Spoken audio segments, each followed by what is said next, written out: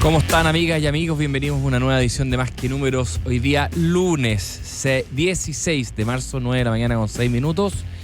Y quería partir diciéndoles que durante el fin de semana y durante los últimos días de la semana pasada pasaron muchas cosas en materia económica. Hay polémicas, hay discusiones, hay propuestas y todas esas las vamos a ir conversando y las vamos a ir desmenuzando.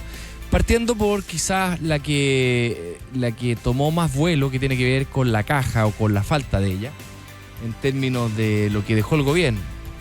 Se acusa al gobierno saliente de haber dejado una caja de poco más de 40 millones de dólares al cierre del año. El gobierno se defiende diciendo que esa es una mirada al 31 de diciembre, pero que si miraban la fecha más cercana a marzo, cuando sube el gobierno, ese número no eran 40 millones, sino que era como 1.400, era mucho más de lo que se decía, más que suficiente. Bueno, y al final volvemos al mismo tema. El mismo tema es que este es un país que se está empezando a mal acostumbrar a gastar sistemáticamente más de lo que gana, más de lo que tiene, más de lo que ingresa. ¿Cómo se financia eso? Con deuda. Entonces, ¿qué hizo este gobierno saliente? Efectivamente, para dejar más dinero en caja, se endeudó en enero. Y eso es un endeudamiento poco habitual, y de ese endeudamiento se gastó una parte y el resto lo dejó para el siguiente gobierno. La discusión de si había o no había caja, cuando yo la escuché la primera vez, me parecía que tenía que ver con la capacidad de pagar sueldos, o sea, de pagar compromisos. Cuando uno no tiene caja es eso, es como, chuta, ¿qué voy a hacer? Y no, después se entendió de que no era eso, sino que era más bien otra manera de ver lo mismo que ya habíamos visto latamente en los años anteriores, informado por el Consejo Fiscal Autónomo, y que tiene que ver con que este gasto adicional se financia con deuda. Benja Cantín, ¿cómo estás? Bien, ¿y tú, Pato? ¿Todo bien? ¿Qué tal tu fin de semana? Bueno. ¿Bueno? Perfecto. Sí, estuve de viaje con amigos, siempre es reponedor, sí, encontrarse con esas viejas amistades. Comimos rico, salimos, nos reímos me alegro, como mucho, así que, pero bueno, decía que este tema de la caja como que fue un tema donde es importante que se aclare bien cuál es el punto que levantó en un punto de prensa el ministro Quirós, porque una cosa es, como yo decía recién, no tener plata para pagar sueldo, eso es no tener caja, que no es la situación, y otra cosa es dejaron las finanzas públicas muy apretadas, eso ya lo sabíamos, o sea, no es que sea poco grave, pero no era una noticia, no era una novedad, y que para financiar muchos de los gastos del gobierno hay que emitir deuda, también lo sabíamos. Entonces, eso no es demasiado nuevo. Pero aparte de eso, Benja, durante el fin de semana hubo anuncios adicionales, o sea, nosotros estábamos esperando que se anunciara la rebaja de impuestos del 27 al 23, la reintegración de los impuestos, en fin, digamos, lo relacionado a lo que estaba en el programa. Eso es lo que esperábamos, ¿verdad?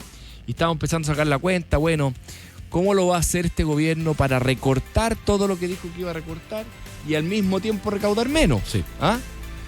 Bueno, en ese contexto, cuando estábamos tratando de cuadrar este círculo, aparecen propuestas adicionales y se dice que el gobierno va a suspender el IVA a las viviendas por 12 meses, va a disminuir el impuesto a donaciones, y esos son y eventualmente abrir una ventana para repatriar capitales que no estén declarados a una tasa que podría ser del orden del 8%.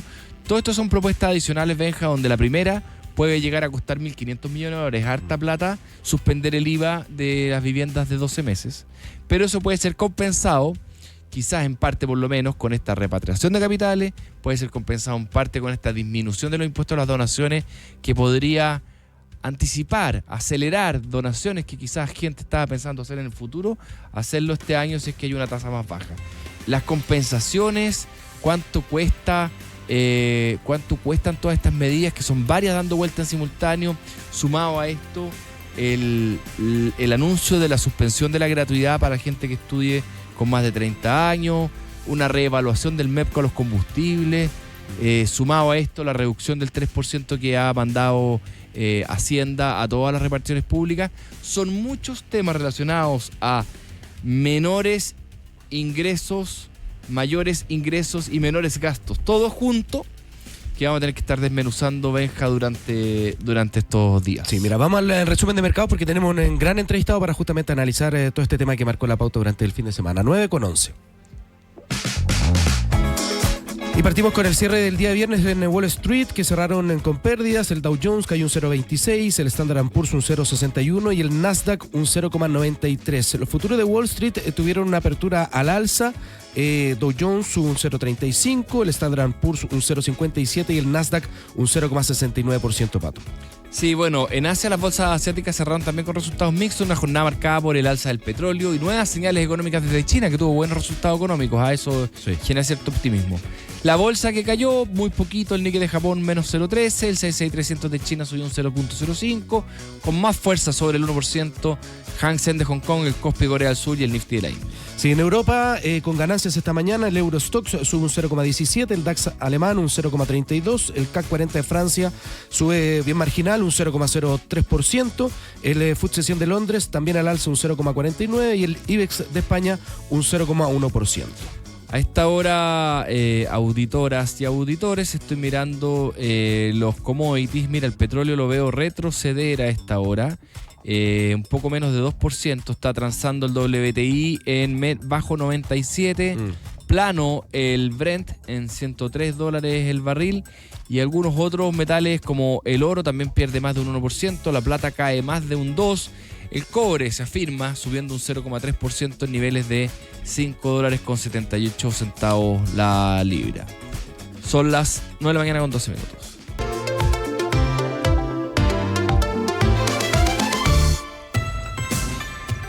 Bueno, tenemos a un gran entrevistado, fue ministro de Hacienda, actualmente es director de Cables UC. Felipe Larraín, ¿cómo estás? Muchas gracias por acompañarnos.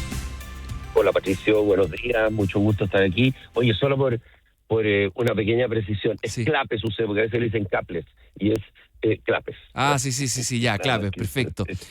Clapes. Sí. Felipe, bueno, queremos conversar contigo sobre los nuevos anuncios, las compensaciones, si es que va a haber, pero hay un tema que todavía está abierto, que es esta discusión que nace del punto de prensa del ministro Quirós diciendo que no dejaron caja.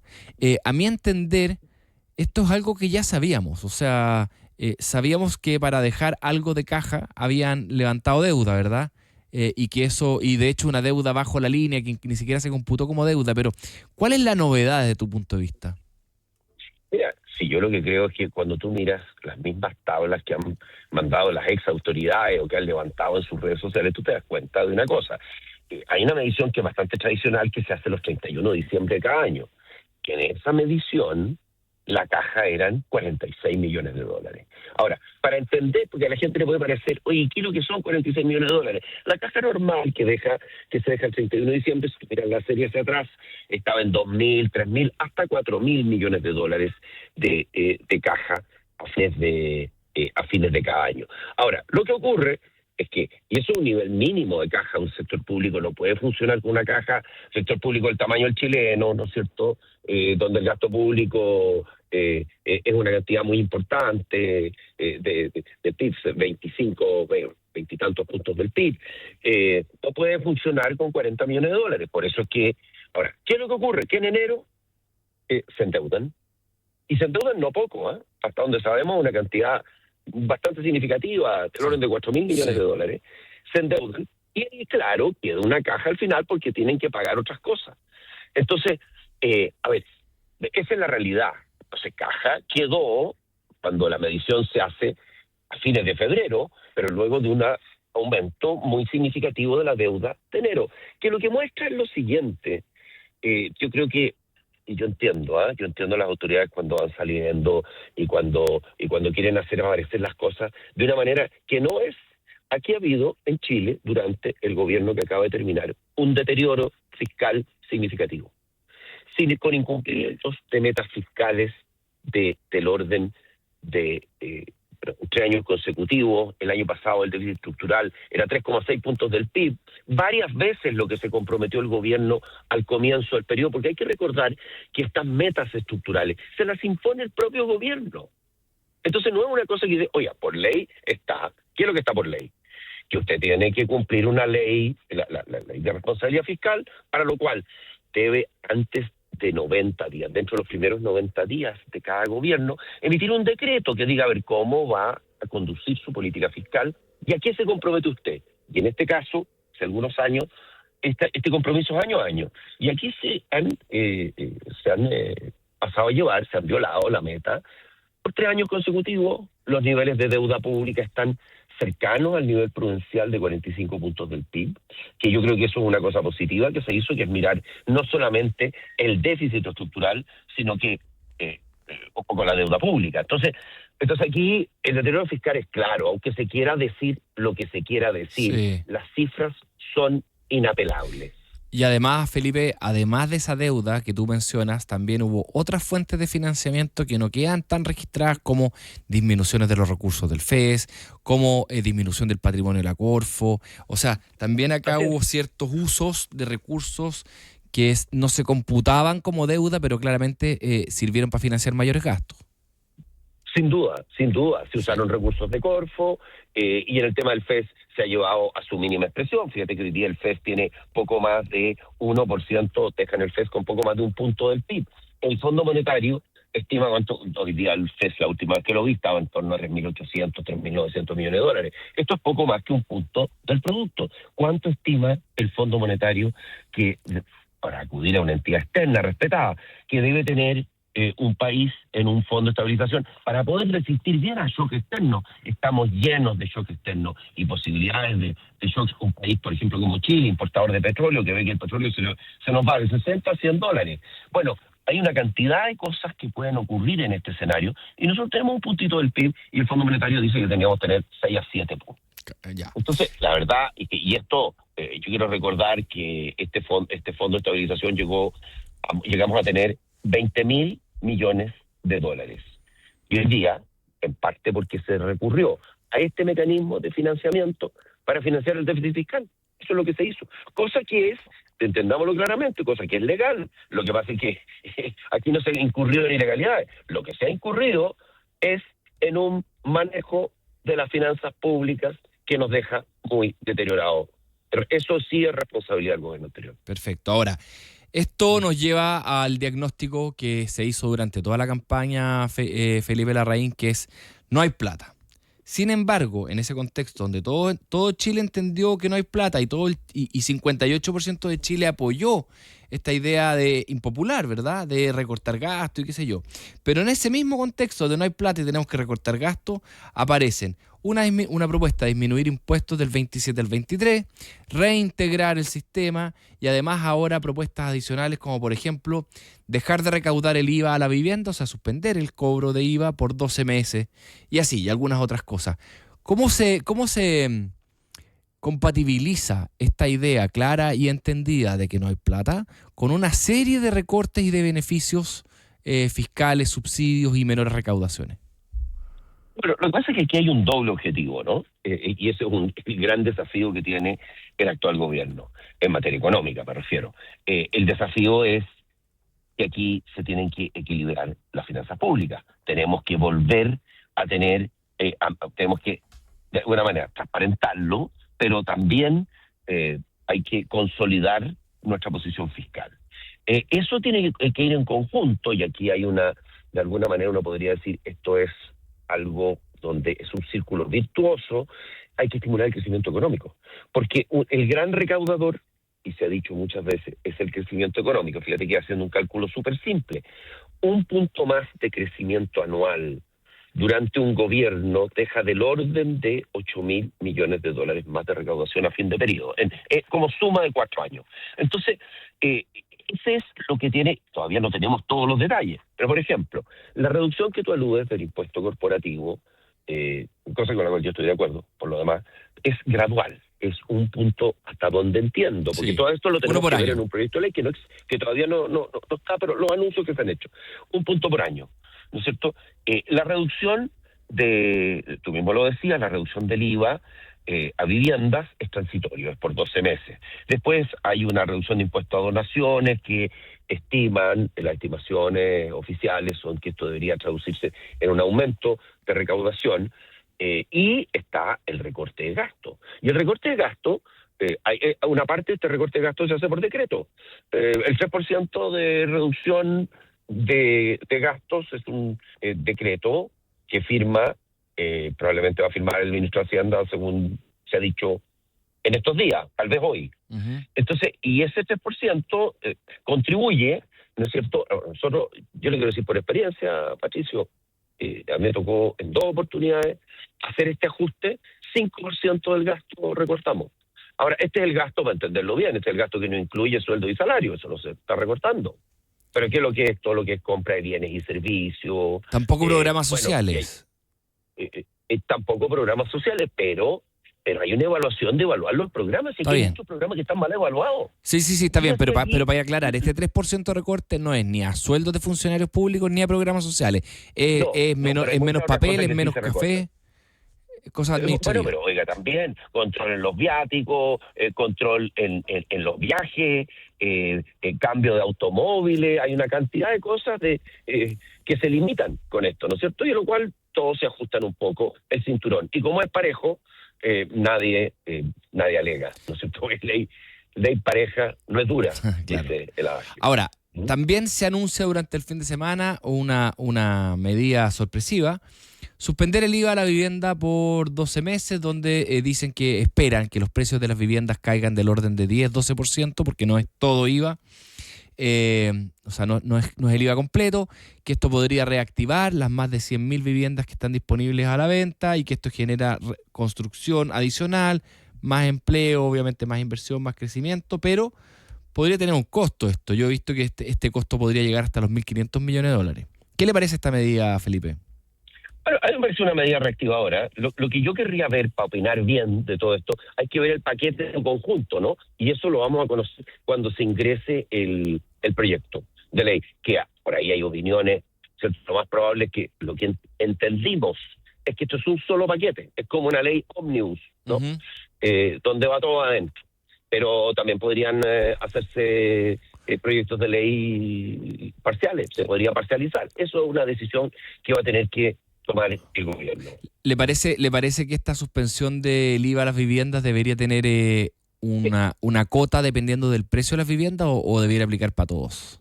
Por ejemplo. Es una medida reactivadora. Generalmente este tipo de cosas se hacen con una cota para el precio de las viviendas.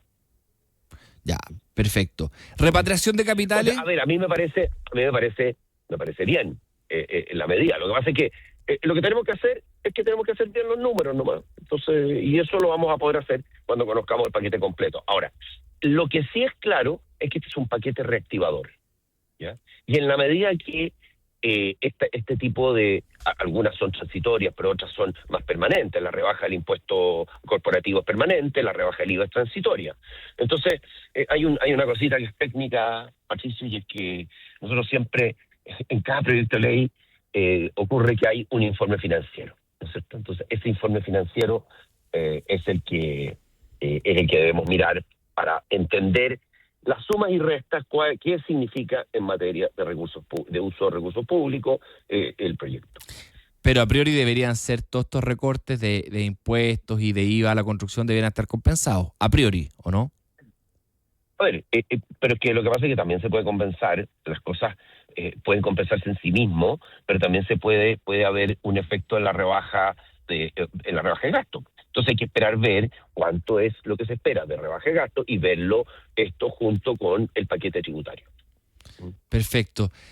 Ha sido bien polémico este anuncio de que habría una modificación a la gratuidad en la educación para personas que entren a estudiar con menos de 30 años. No para los actuales, sino que para el futuro. Parece lo que yo leí en redes, Felipe, le pregunto a usted, ¿se nos fue de las manos el costo de financiamiento de la gratuidad de la educación superior o no? ¿Nos está costando, según vi por ahí, como 4.000 millones de dólares al año? Bueno, claro que se fue de las manos y en parte, fíjese que no solamente se fue de las manos, lo que pasa es que una parte la gente no estaba pagando, en parte porque el gobierno anterior tenía en su programa, no sé, que el CAE, que se iba a eliminar el CAE. Entonces cuando la gente dice, oye, se va a eliminar el CAE, la gente deja de pagar. Y es un comportamiento natural. Ve usted la cifra de morosidad que tiene el CAE. Entonces sí, efectivamente, hay un costo enorme en materia de educación superior y hay que mirar el detalle también de lo que se va a plantear. Yo creo que todas estas cosas, además, la gran mayoría de todo lo que es impuesto es por ley. Aquí esto no es por decretos de emergencia como se usan en otras partes. Esto es por ley. Y eso va a tener que haber una discusión legislativa. Y esas discusiones normalmente enriquecen y transparentan los proyectos. Claro, pero la crítica, que no era técnica, económica, sino que era más bien política, decía, bueno, usted prometió que no iba a recortar programas sociales. Y acá, al ponerle una cuota a la edad, está recortando la práctica de programas sociales. Bueno, y claro, ahí viene la discusión si eso, las personas que lo tienen adquirido no van a tener el tema, sino que solamente a futuro. Entonces ahí viene ya una discusión un poquito más de detalle. Oiga, Patricio, yo lamentablemente me tengo que meter a una cosa ahora a las 9:30, me voy a tener que excusar. Sí, lo sabía. Bueno, Felipe Larraín, ex ministro de Hacienda y director de Clapes UC, muchas gracias por conversar con nosotros aquí, Más que Números, que esté muy bien. Mucho gusto, Patricio. Gracias, igualmente.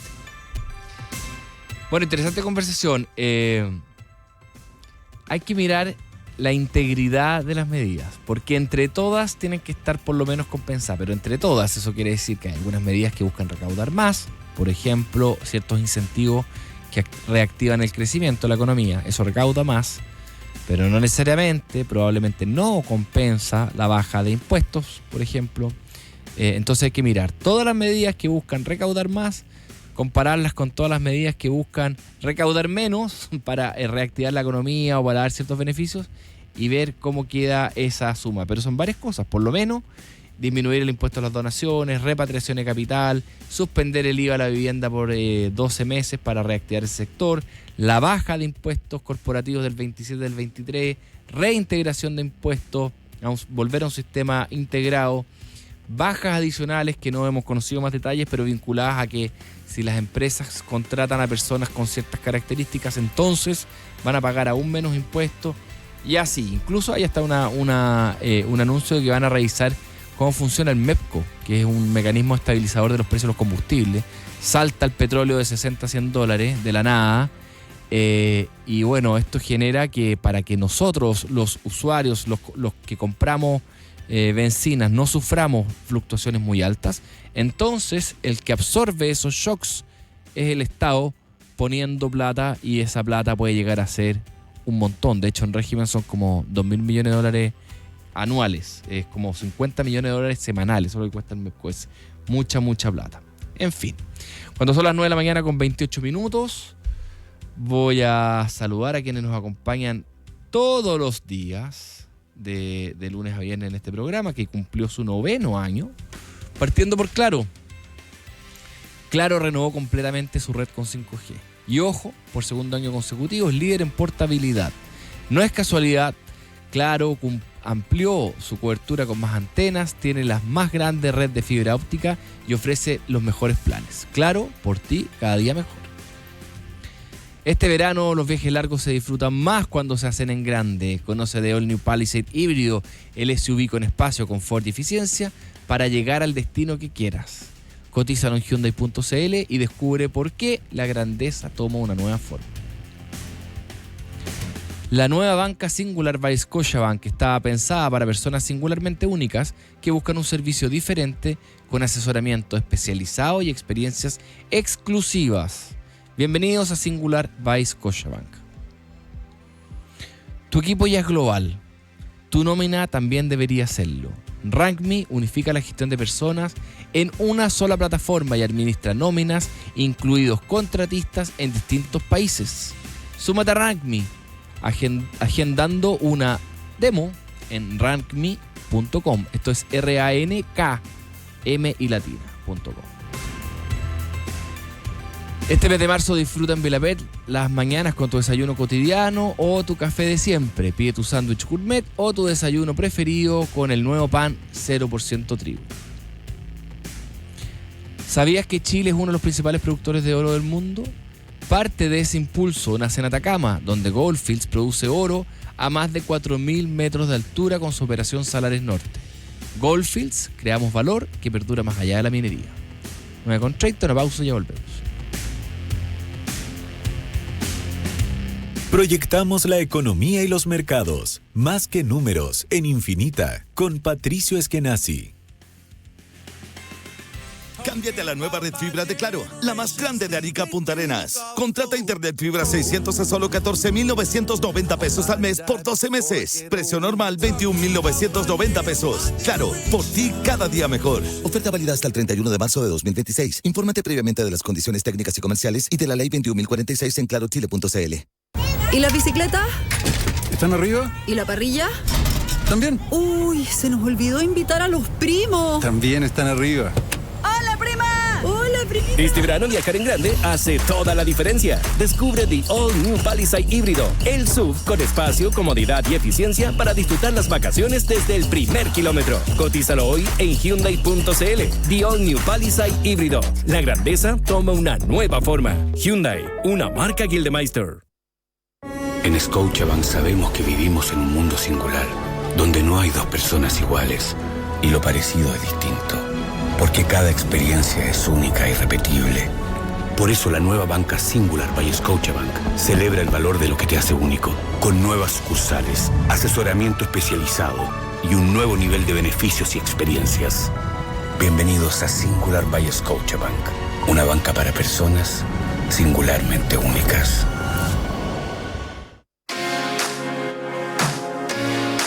¿Te imaginas una radio que no tiene límites? Ahora nos puedes escuchar en todas partes. Sintoniza Radio Infinita en YouTube, en vivo y en directo, con tus programas favoritos, con la mejor música y una comunidad que vibra contigo. Radio Infinita en YouTube. Solo tienes que buscarnos en YouTube como Radio Infinita FM, suscribirte, activar la campanita y listo. Estás conectado al análisis responsable y opinión informada de Infinita 100.1. Palabras con poder. En marzo, la ciudad se vive distinto, más verde, más activa y más conectada con la naturaleza. Parquemet y su red de parques urbanos te invitan a descubrir panoramas, deporte, recreación y vida al aire libre en Santiago y en 22 espacios emblemáticos de la ciudad. Infórmate en www.parquemet.cl y en nuestras redes sociales @parquemetminbu. En Coca-Cola Chile creemos en el poder de las alianzas para refrescar el mundo, reciclar, cuidar el agua, empoderar a los negocios de barrio y entregar más oportunidades para los jóvenes. Son acciones que hacen la diferencia. Descubre más en el Instagram @Coca-Cola-COCL y en www.coca-cola.com. Coca-Cola Chile, refrescamos al mundo y juntos hacemos la diferencia. Si estás pensando comprar un auto, hazlo con tranquilidad y ven a Autos Usados Bruno Fritsch. Más de 1,000 autos disponibles de las mejores marcas, revisados por expertos y con cobertura mecánica. ¿No quedas conforme? Te lo cambiamos. Ándate a la segura. Compra con respaldo y la confianza que solo te puede dar Bruno Fritsch. Te esperamos en nuestras sucursales Bruno Fritsch y en bf.cl.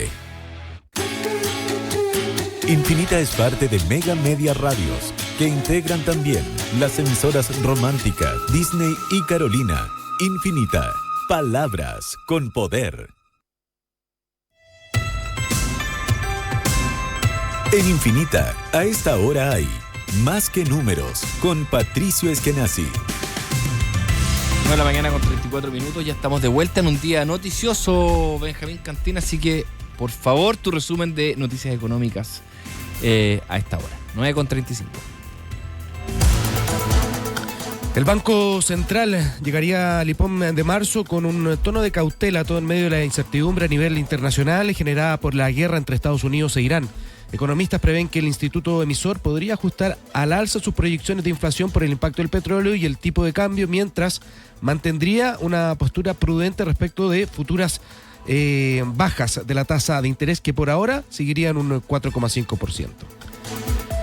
El Ministerio de Hacienda enviaría este lunes un oficio para instruir un recorte parejo de 3% del gasto en todos los ministerios, con el objetivo de completar un ajuste fiscal de $4.000 millones. Además, el gobierno espera recaudar al menos $600 millones adicionales mediante una rebaja temporal al impuesto a las herencias y donaciones, junto con una nueva ventana para repatriar capitales desde el exterior. Y las rentas vitalicias marcaron ventas récord en 2025 y consolidaron un año histórico para las compañías de seguros de vida. Durante el año pasado, las aseguradoras sumaron primas por más de 135 millones de UF, equivalentes a unos 6.000 millones de dólares, con un alza de un 21% frente a lo que fue el 2024. Además, el número de pólizas comercializadas rozó las 60.000, reflejando una mayor preferencia de los nuevos pensionados por ingresos estables y protegidos de por vida. Perú desplazó a Chile como principal proveedor de uvas en el mercado de Estados Unidos, tras elevar en un 61% sus exportaciones a ese destino durante el 2025. En contraste, los envíos chilenos cayeron un 21% en medio de un ajuste productivo local, mayores costos y el impacto de los nuevos aranceles. En el sector advierten que la competencia peruana se fortaleció gracias a inversiones en riego, logística y también expansión agrícola. Y la Contraloría detectó graves irregularidades en el funcionamiento de aduanas, servicio clave por donde pasa cerca del 30% de la recaudación tributaria. Las fiscalizaciones revelaron demoras de hasta 638 días en tramitar denuncias, revisiones mínimas de mercancías en algunos puertos y fallas también en controles que elevan el riesgo de contrabando y evasión tributaria. El diagnóstico mete presión adicional a un servicio que será clave para la agenda de seguridad y el control fronterizo del nuevo gobierno Pato Eskenazi. Muy bien, pues 9 de la mañana con 37 minutos. Gracias, Alejandro Cantén. Fue una conversa bien entretenida relacionada al momento que vive el mundo de gestión de personas. Recursos humanos, como le llamábamos antes, hoy día se llama gestión de personas. Nos acompaña Felipe Cuadra Cortés, fundador y Chief Human Resource Officer de RankMe. ¿Cómo está, Felipe? Gracias por acompañarnos. Muy bien, buenos días. ¿Cómo va todo por allá? Bien, pues súper bien. Oye, hablemos un poquito de lo... Antes de hablar, en realidad, de cómo está el mundo de gestión de personas, cuéntame un poquito de RankMe. Ustedes están bien orientados a empresas medianas y empresas grandes, y me gustaría saber cómo llegaron ahí, cómo partieron, cómo nacen. Vale, perfecto. Mira, nosotros partimos haciendo tecnología para gestión de personas hace unos 10 años. Nos encontramos, cuando partimos, el panorama era muy distinto al que hay hoy día.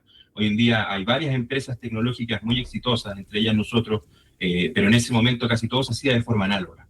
Entonces, nosotros desde el principio nos hemos dedicado a trabajar principalmente con empresas grandes, con empresas de más de 1.000, 5.000 empleados, que enfrentan desafíos muy complejos en términos de gestión de personas. Entonces, tienes que pensar en empresas que están repartidas en múltiples países, que tienen distintos tipos de trabajadores en distintas partes geográficas y que necesitan soluciones tecnológicas que son un poquito más complejas que las que tú usualmente puedes encontrar en el mercado. O sea, así que nos hemos dedicado a eso, nos hemos dedicado a todos los ámbitos de la gestión de personas y hemos podido resolver algunos temas muy interesantes como el poder hacer nómina o gestión de los pagos de las personas en múltiples países en una misma plataforma, o poder integrar inteligencia artificial a cosas como, por ejemplo, el desempeño, el feedback, las evaluaciones de clima, de forma muy potente, lo que ha elevado mucho en términos de la práctica de recursos humanos, lo que se puede hacer. A ver, dijiste que le metieron inteligencia artificial a los procesos de evaluación. Sí, claro.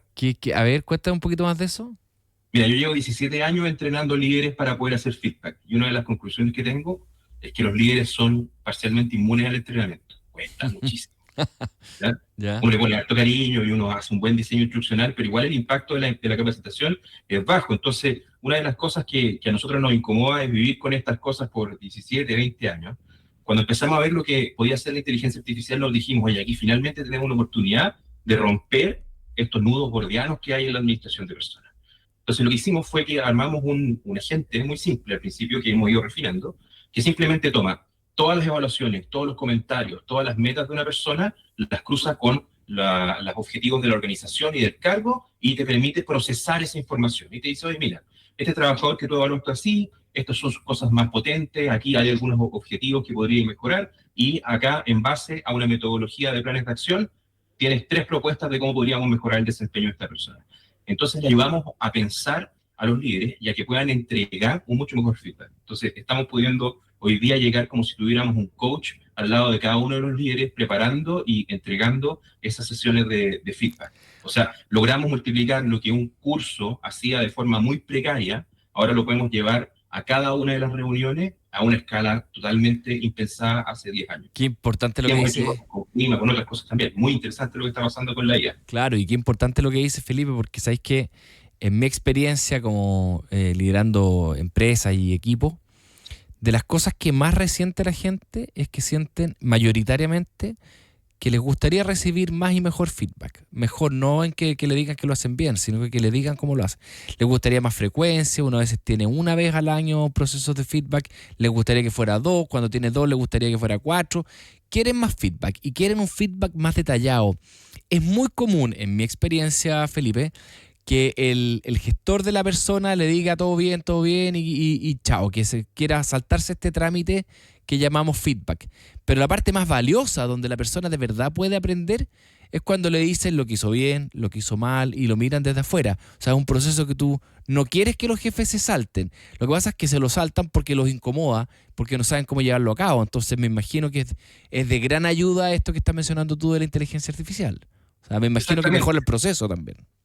Mejor, y cuidar las empresas. Si, por ejemplo, tú tienes que, lamentablemente, es normal que en las organizaciones a veces haya que sacar personas. Si esa persona nunca ha tenido un acceso a esa información, nunca ha tenido la oportunidad de hablar de su desempeño, de tener un plan de mejora, de tener un plan de mejora individual, de recibir recursos al respecto, evidentemente que al momento en que ya la cosa no da más y la persona tiene que salir, lo recibe como una cachetada. Pero en cambio, si tú tienes procesos de feedback que están facilitados por tecnología y tú puedes ir haciendo esa intervención temprana, bueno, la persona, está mucho más preparada para cambiar, para mejorar, para redirigir su desempeño, y si la cosa no resulta, también ya sabe que al menos la empresa hizo todo lo que tenía que hacer para poder potenciar el desempeño. Entonces, claro, hay un tema en la relación que es súper potente, que es súper bonito, es súper blando, pero acá hay un tema duro. Las empresas, al poder facilitar con tecnología estas instancias clave, se potencian, pero también se protegen.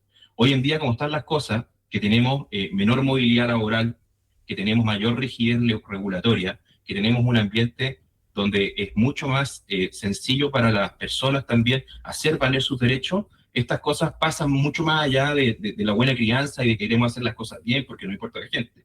Hay un tema acá que ya está empezando a mezclar temas de inteligencia artificial, de liderazgo, de compliance, de hacer las cosas bien en términos regulatorios y de proteger a las organizaciones. Pequeñas inversiones en pequeños hábitos, por ejemplo, de feedback, de abordar directamente los casos de mal desempeño, sin miedo, de promover en base a datos objetivos, permiten proteger a las organizaciones en el largo plazo y te ahorran un montón de malos ratos. Totalmente de acuerdo. Conversamos con Felipe Cuadra, fundador y CHRO de RankMe. Mencionaste algunas de las que yo entiendo que son como tendencias actuales del mercado. Una de ellas es menor movilidad laboral, o sea, como que la gente, ¿eso es porque la gente se quiere mover menos o está teniendo miedo a cambiarse? ¿Por qué está pasando eso, Felipe? Mira, hay dos caras en una moneda. Por un lado, en el mercado laboral chileno es un mercado que comparado con otros mercados es un mercado laboral rígido, donde hay el costo de sacar a una persona es un costo relativamente alto, ¿ya? Entonces, por un lado, las organizaciones lo piensan 2 o 3 veces antes de hacer una desvinculación, y por otro lado, las personas saben que en el fondo que les conviene mantenerse en la organización, aunque no lo estén pasando bien, aunque no estén logrando sus metas, en vez de pasar a otra organización donde puedan tener un mejor calce o a otro rol donde puedan tener un mejor calce. Entonces, la raya para la suma de esto es que en Chile tenemos una movilidad que es menor a la que esperaríamos con una economía de este tamaño y con lo diversa que está. Si a esto le suma incertidumbres tributarias, incertidumbres laborales, shocks externos que estamos viviendo ahora, yo creo que esto se tiende a acrecentar. La gente tiende un poco a aferrarse a sus puestos. Es bien distinto a lo que veíamos en tiempos, por ejemplo, post-pandemia, donde había una abundancia de capital, donde muchas empresas estaban creciendo y la gente también tenía más plata en el bolsillo, donde la tendencia era el silent resigning, o sea, que la gente básicamente hacía lo mínimo y se empezaba a ir de las organizaciones. Hoy en día lo que vemos es totalmente lo contrario. La gente está empezando a aferrar a su trabajo, quiere esa certidumbre y aparte están estos incentivos macro y microeconómicos que los hacen mantenerse. De hecho, mencionaste estos shocks externos que yo creo que te refería en particular a la inteligencia artificial. Oye, el otro día vi esto es solo como una anécdota, pero vi una app, una startup americana que se llama Rent a Human. O sea, ¿Ya? ahora la startup que usa puros robots te piden contratar humanos para hacer las cosas que los robots no pueden hacer. Pero ya se dio vuelta. O sea, antes uno contrataba un robot para hacer cosas que los humanos no hacíamos. Ahora una startup de puros robots contrata humanos para poder tocar cosas y qué sé yo. Bueno, anecdótico. Pero la inteligencia artificial naturalmente va a cambiar y fuerte el mercado del trabajo. ¿Cómo lo estamos recibiendo hoy día? ¿Cómo lo están viviendo dentro de las empresas, sobre todo los trabajadores, Felipe? Mira, nosotros vemos que el momento de la inteligencia artificial está pasando de la promesa al impacto. O sea, ya estamos viendo impactos concretos en la organización. Te voy a contar un par. Uno es que, especialmente en trabajos administrativos, por ejemplo, las personas que internamente atienden asuntos internos, que atienden la logística interna, incluso las mismas personas de recursos humanos, el uso de herramientas de inteligencia artificial logra ganancias de productividad muy significativas. Estamos hablando del 15, 20, hasta 30% en ganancias de productividad. O sea que, por ejemplo, un equipo de recursos humanos que está desplegado en una organización y que tiene 10 personas para poder atender las distintas faenas, puede hacer el mismo trabajo con un tercio menos de esas personas desplegadas y poder dedicar ese tiempo a cosas mucho más estratégicas o a otras cosas que necesitan ser atendidas. Porque las personas pueden ser mucho más autónomas en tener, por ejemplo, acceso a documentaciones, poder pedir sus vacaciones, en poder resolver dudas respecto a los procedimientos internos. Eso se está logrando un montón. Eso es súper bueno. Pero por otro lado vemos algunas presiones súper complejas, especialmente para los profesionales jóvenes. Todos los trabajos que antes existían de reporte, consolidación de datos, consolidación de conocimiento, ir para afuera, mirar lo que está pasando, traer esta información de forma sistemática, hoy en día está siendo muy desafiada por la inteligencia artificial.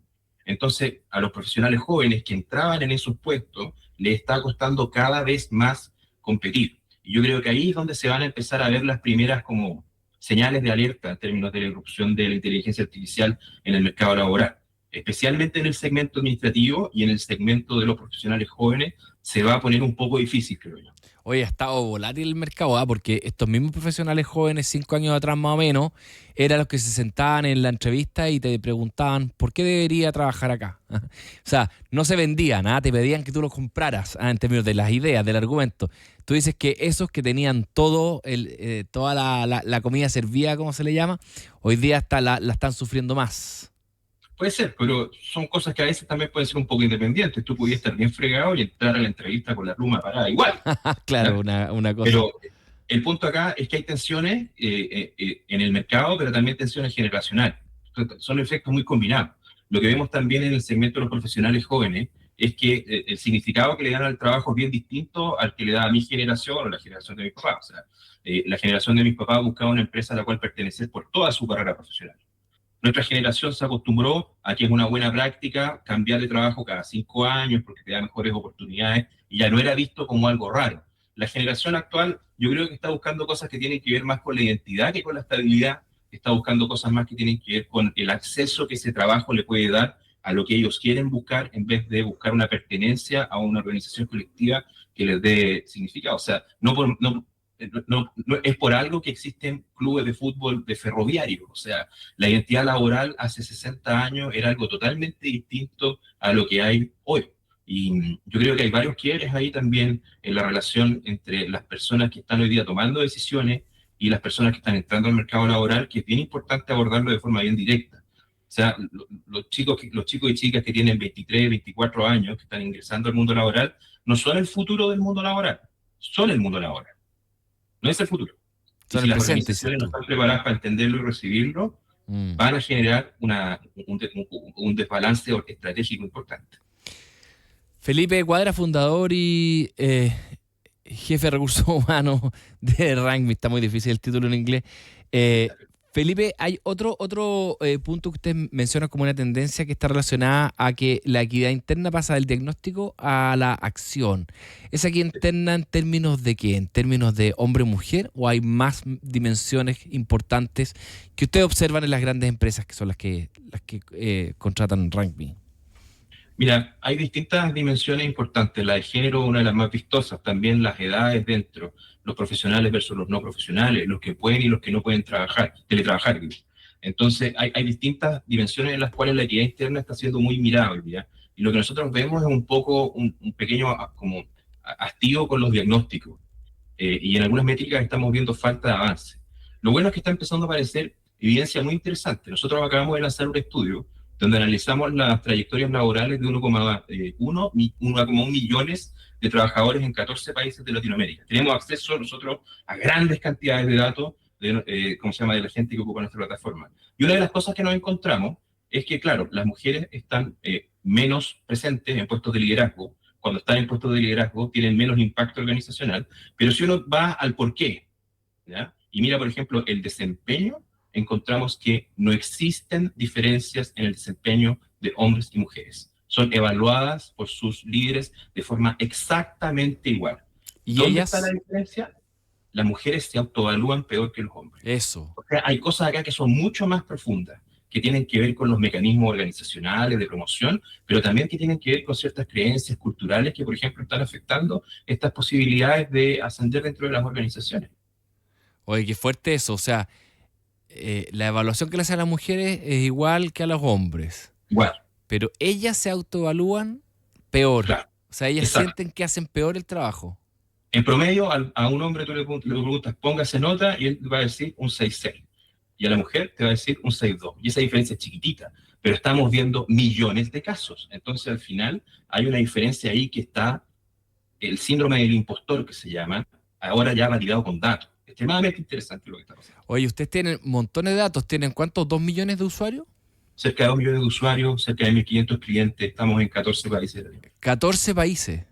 Sí. Y ustedes tenemos oficina en Chile, en Perú y en México, pero tenemos también clientes en Ecuador, en Honduras, en Paraguay, en distintos países. Felipe, están enfocados en empresas medianas y grandes. Exacto. ¿Por qué? Porque en términos como de las soluciones que estas empresas necesitan es bien distinto. Entonces, hay muchas soluciones tecnológicas que hoy en día están principalmente enfocadas en empresas pequeñas que pueden, por ejemplo, querer básicamente autogestionar sus procesos de recursos humanos porque son procesos simples. Pero cuando estás hablando, por ejemplo, con un conglomerado alimenticio chileno con el que nosotros trabajamos, que tiene 14 sindicatos distintos, cada uno con un convenio colectivo distinto, con condiciones distintas de pago de los bonos, las remuneraciones y los beneficios, eso ya no te cabe en una solución off the shelf. Y de hecho, para este cliente nosotros tuvimos que desarrollar un agente de inteligencia artificial que le permitiera a las personas de recursos humanos acordarse cuáles eran las condiciones que tenía cada uno de los trabajadores con los que están interactuando en el día a día. En eso nos especializamos nosotros, en empresas que están creciendo, en empresas que tienen estructuras complejas, y también no solamente en empresas grandes, sino que vemos muchos startups también, que han llegado a internacionalizarse y hoy en día tienen 400, 500 personas, pero están algunas repartidas en Chile, en Perú, en México, y están acostumbrados a una agilidad que les hace absurdo tener, por ejemplo, una plataforma de gestión de remuneración en cada país. Quieren tenerlo todo consolidado, quieren poder mirar todos los datos, quieren poder centralizar contablemente la organización en un puro clic. Y eso es algo donde nosotros nos hemos especializado y nos ha ido muy bien. ¿Cuáles son todas las funcionalidades que hace RankMe, como la aplicación, Felipe? Porque hay una parte que es como la obvia, digamos, que mantiene las remuneraciones, tú te metías en la página y dice tu salario bruto, cuánto pagaste en impuestos, no sé qué, me imagino que deben estar tus contratos, tus anexos, tus liquidaciones, pero eso es como el desde. ¿Qué más hace RankMe en términos como de gestión de recursos humanos, gestión de personas? Mira, nosotros somos muy potentes en 3 verticales dentro de la vida de las personas dentro de la organización. Primero, la experiencia. Tenemos una suite de beneficios, clima, cultura, muy potente y muy profunda, que permite no solamente que las empresas puedan capturar, tener beneficios para sus empleados, sino también que, por ejemplo, puedan capturar todos los beneficios que los empleados ya tienen. O sea, tú por tu tarjeta de crédito, por tu AFP, tienes un montón de beneficios, nosotros integramos todo y entonces el colaborador puede hablar con un chat que le dice, oye, tengo ganas de salir a almorzar, y tiene geolocalización y te puede decir, oye, tienes tantos beneficios de la organización y todos estos beneficios adicionales a los que podrías acceder. Entonces, hay una vertical ahí muy interesante de cultura, clima y beneficios. Tenemos una segunda vertical que tiene que ver con el desempeño de las personas. Cómo fijar metas, cómo hacerle seguimiento, cómo promover a la gente, cómo sabemos a quién promover, a quién retener, a dónde tenemos los problemas de desempeño y cómo podemos capacitarnos. Ahí tenemos una serie de herramientas de desempeño, de entrenamiento, agentes de inteligencia artificial para feedback, para hacer planes de desarrollo. Y por último, en nuestra software de administración está todo lo que tú estás diciendo de remuneraciones, pero también está la selección de personal, donde tenemos agentes que te ayudan a poder hacer el filtro curricular, agentes que no son cualquier cosa. O sea, acabamos de tener nosotros una certificación con el Banco Internacional respecto a la calidad ética de nuestros agentes. O sea, le ponemos mucha cabeza a que la decisión sea buena y que también sea justa. Y una de las cosas más interesantes es que todo lo que tú puedes hacer en RankMe lo puedes hacer con un chat de WhatsApp. Porque muchas de las personas en las empresas no tienen un computador, una oficina, no están todo el día en videollamadas, tienen una vida que no es tan digital. Pero todas ellas tienen WhatsApp y hablan con sus familiares, etc. Entonces nosotros dijimos, esta es la modalidad de acceso preferente del 80% de los trabajadores en Latinoamérica. Entonces tú hablas con un WhatsApp, le mandas un mensaje de voz y le dices, quiero tomarme vacaciones el próximo miércoles, y listo. Genera la solicitud, se mete a la plataforma, eso tiene que ser validado por tu jefatura y todo, pero te ahorra un montón de interacciones que están pensadas en las personas de la casa central, no en las personas que están trabajando en la bodega, en el puerto, en la faena. Entonces nosotros, además de tener toda esta suite de cosas muy buenas para la administración de personas, le ponemos mucha cabeza a cómo podemos hacer que la interacción de las personas con este software sea una interacción genuinamente valiosa y que les ayude a mejorar, su calidad de vida en el trabajo. Y esto es precisamente lo que genera las ganancias en productividad de los equipos de recursos humanos, porque cuando ya no tienes que estar persiguiendo a la gente para que te firmen las remuneraciones de sueldo o para pedirle que se tomen las vacaciones, sino que se acostumbran a hacerlo de forma autónoma, te mueres como se te libera el tiempo y empiezas a poder abordar temas de mucho mayor valor.